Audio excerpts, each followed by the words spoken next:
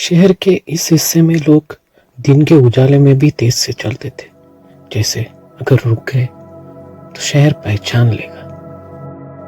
राघव यही रहता था, एक छोटा सा कमरा और सामने शहर का सबसे बड़ा डंपिंग ग्राउंड। राघव 27 साल का था, डिग्री और रिज्यूम के साथ, पर काम के बिना। रोज सुबह राघव निकलता और रोज शाम को वो वापस लौटता, और हर शाम रिजेक्शन का बोझ और बढ़ जाता।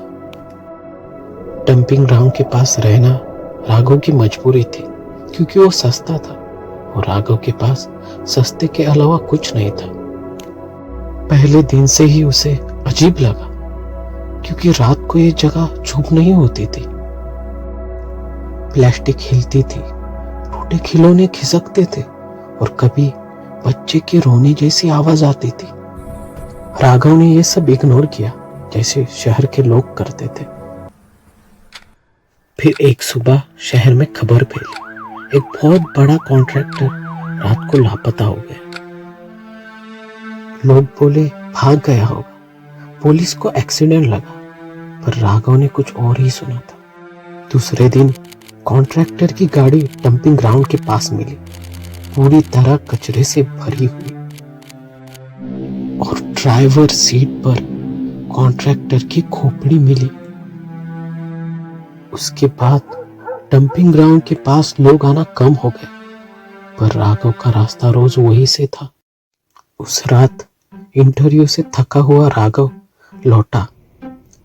स्ट्रीट लाइट बंद थी और डंपिंग ग्राउंड पूरी तरह अंधेरे में डूबा हुआ था। अंधेरा ज्यादा गहरा लग रहा था। तब राघव ने एक आवाज सुनी,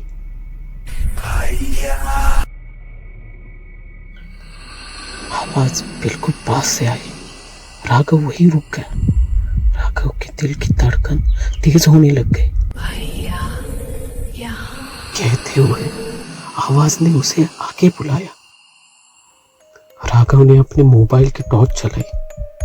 कचरा हिलने लगा और प्लास्टिक अपनी जगह से खिसका। तभी कचरे के बीच से कुछ खड़ा हुआ, छोटा सा, झुककर चलने वाला। उसकी स्किन पुरानी बोरी जैसी थी, सिलाई के निशान टुकड़ों को जोड़कर बने हुए, लंबे हाथ, जमीन छूती उंगलियां और आंखों में शहर का जमा हुआ सारा दर्द। राघव पीछे हटा और कांपती आवाज में बोला, तुम कौन हो? वो छोटी सी चीज मुस्कुराई और बोली, मैं वही हूं जो यहां फेंका गया। राघव भाग गया और कमरे में घुसकर दरवाजा बंद कर लिया। पूरी रात राघव सो नहीं पाया। पूरी रात डंपिंग ग्राउंड उसके दिमाग में घूमता रहा। अगली सुबह राघव के मन में एक ही सवाल दौड़ता रहा, क्या कॉन्ट्रैक्टर के साथ जो हुआ, क्या उसका जवाब वही था? राघव ने पूछना शुरू किया, चाय वाले से, सफाई वाले से और बुड्ढे गार्ड से भी। सब एक ही बात कहते थे, इस जगह रात को मत दिखना। जो कचरा उठाता है वो कभी ना कभी लोग भी उठा लेता है। उस रात राघव वापस आया, पर इस बार भागने के लिए नहीं, देखने के लिए। डंपिंग ग्राउंड के बीच जाते ही राघव को लगा जैसे जमीन जिंदा हो। कचरा हिल रहा था, आवाजें आ रही थी, जैसे लोग कचरे में बंद हो। राघव जोर से बोला, मैं जानता हूं तुम यही हो। कुछ पल की खामोशी के बाद कचरे के बीच से वो निकला, शैतान, या हम कहे गॉब्लिन। गॉब्लिन बोला, तुम वापस आए क्योंकि तुम भी फेंके गए हो। राघव का गुस्सा फूटा और राघव बोला, तुमने ही क्या कॉन्ट्रैक्टर को मारा? गॉब्लिन ने सर झुकाया और बोला, मैंने नहीं, उसके फैसलों ने उसे मारा। वो लोगों को कचरे की तरह देखता था। गॉब्लिन ने कहा, रात को जो फेंका जाता है वो कभी ना कभी उठाया भी जाता है। राघव ने कांपती आवाज में पूछा, तुम हो क्या?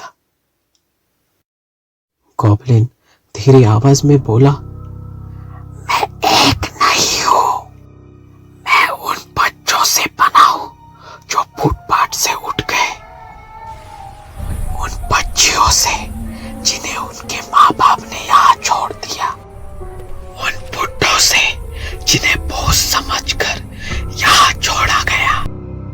जब शहर ने हमें कचरा माना, कचरे ने हमें अपना लिया।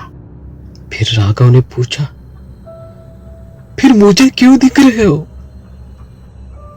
गॉब्लिन ने राघव की आंखों में देखा और बोला, क्योंकि तुम भी फेंके गए हो। डिग्री के बाद भी, मेहनत के बाद भी तुम शहर के लिए एक कचरा हो। राघव चुप हो गया। डंपिंग ग्राउंड की आवाजें और तेज हो गई और गॉब्लिन राघव के एक कदम आगे बढ़ा। तुम मेरे साथ रह सकते हो, यहां रिजेक्शन नहीं होता, जो फेंका जाता है वही राजा होता है। राघव ने बाहर चमकते शहर की तरफ देखा। तब राघव ने देखा एक बूढ़ा आदमी कचरे के पास सोने की जगह बना रहा था। गॉब्लिन ने मुड़कर उसके देखा। तब राघव ने गॉब्लिन से कहा, इसे नहीं प्लीज। गॉब्लिन रुक गया और उसकी आंखों में सिर्फ थकान रह गई और शहर का सारा गम। अगली सुबह राघव को फाइनली जॉब मिल गई, छोटी सी पर इज्जत वाली। राघव कमरा छोड़कर चला गया और पीछे मुड़कर देखा। डंपिंग ग्राउंड बिल्कुल शांत था, जैसे कभी जिंदा ही ना हो। और राघव जॉब की वजह से नए शहर चला गया।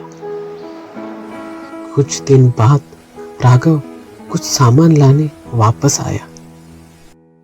तभी राघव की नजर एक बूढ़े आदमी पर पड़ी जो डंपिंग ग्राउंड के अंदर अजीब से चलते हुए अंदर जा रहा था। राघव को अजीब लगा और राघव ने उस बूढ़े आदमी का पीछा किया। डंपिंग ग्राउंड में वो बूढ़ा आदमी गायब हो गया और राघव ने उसे ढूंढने की कोशिश की। तब राघव ने जो देखा, उसे देखकर राघव के होश उड़ गए। ढेर सारे गॉब्लिन उस बूढ़े आदमी को खा रहे थे। उन गॉब्लिन्स ने राघव को देखा और उनमें से एक गॉब्लिन ने बोला, राघव कैसे भी कर वहां से भागने लगा और बच गया।